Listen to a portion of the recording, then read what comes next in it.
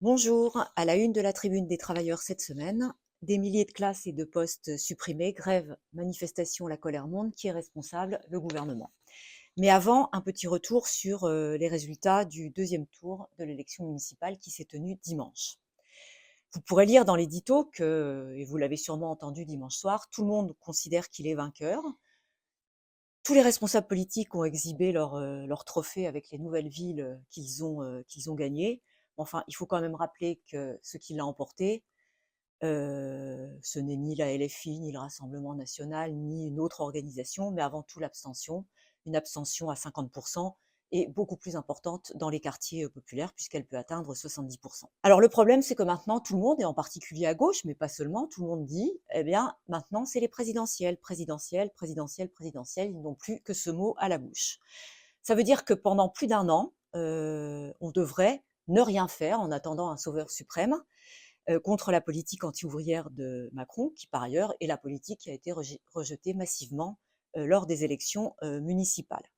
Or, et c'est ce sur quoi conclut l'édito, ce qu'il faut faire, c'est qu'il faut agir maintenant, il faut organiser la mobilisation maintenant sur les revendications, et l'édito se conclut ainsi: «Les dirigeants des organisations devraient cesser de se dérober». Alors, d'autant plus, et vous pourrez lire en pages 2, 3 et 10, je crois, que, la mobilisation, la lutte de classe se développe dans plusieurs secteurs et notamment dans l'éducation nationale.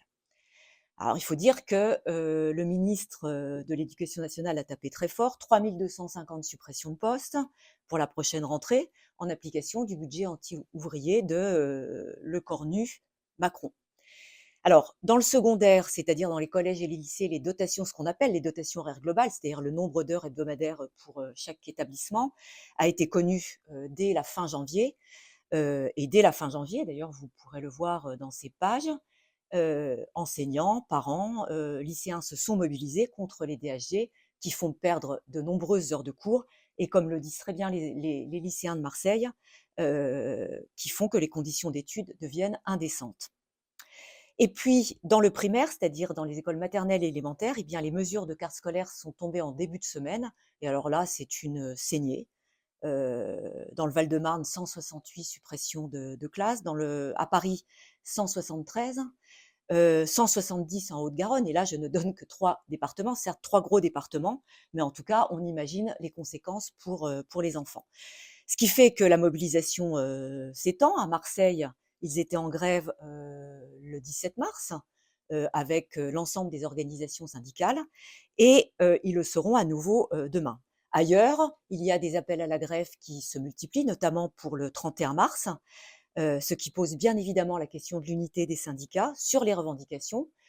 Une unité qui soit pas uniquement au plan local, mais qui soit également au plan national et puis surtout un élément de centralisation. C'est ce que dit la une du journal qui est responsable au gouvernement, donc c'est au gouvernement qu'il faut, aller pour exiger, l'annulation des fermetures de classes et des suppressions de postes. Évidemment, cette question a été au cœur de la deuxième rencontre, nationale pour l'action commune qui s'est tenue, le 21 mars et qui a posé la question, enfin en tout cas c'est la question qui a été au cœur de toute cette discussion, le tous ensemble maintenant pour balayer la politique anti-ouvrière de Macron, et vous pourrez lire le compte-rendu de cette rencontre en pages 5, 6 et 7. Et puis en pages 8 et 9, il y a un appel du Comité international contre la guerre et l'exploitation, un appel, contresigné par des militants de 46 pays qui, appelle bien sûr à combattre la guerre, comme je l'ai dit, mais aussi un meeting international à Paris, le 8 novembre, prochain. La résistance, elle n'est pas seulement en France, elle est aussi aux États-Unis. Vous pourrez lire en page 12 la grève en 57 langues. Alors là, c'est une grève assez extraordinaire. C'est un abattoir qui emploie, 3 800 personnes dans le Colorado.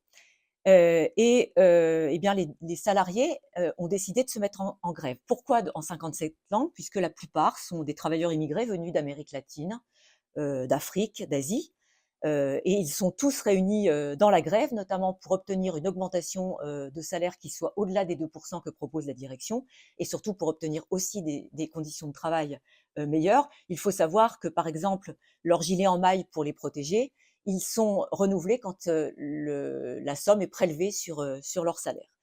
Donc, je rappelle aussi que ce sont ces travailleurs qui sont poursuivis par Trump et sa police de l'immigration depuis maintenant des mois. Eh bien, ils ont décidé de se retrouver dans la grève et dans la lutte de classe. C'est le terrain qu'ils ont choisi. Ils se mobilisent dans la grève. À très bientôt.